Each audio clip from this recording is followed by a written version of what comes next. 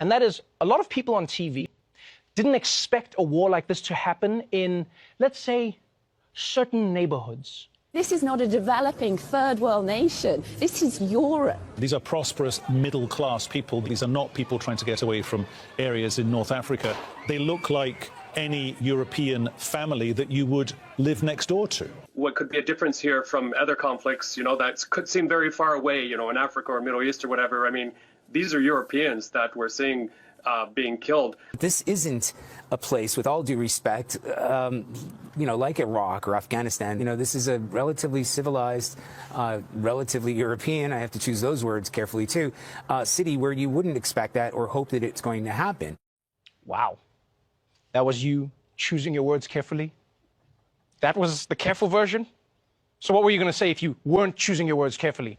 I just hope the next time this happens, it happens back in the Middle East where it belongs. Here's the thing, people. Here's the thing. Beyond the racism, right? Let's forget the racism. Oh, how I wish we could forget about the racism.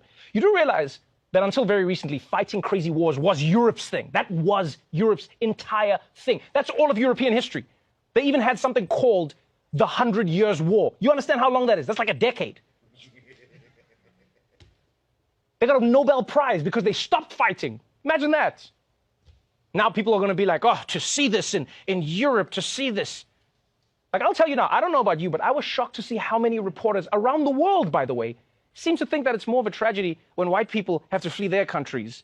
Because I guess what? The darkies were built for it? I mean, you see how they run in the Olympics, Peter. Clearly God has given them this talent for a reason. I totally agree. I mean, even if this wasn't a war, these people would probably be fleeing their homes for fun. It's just who they are.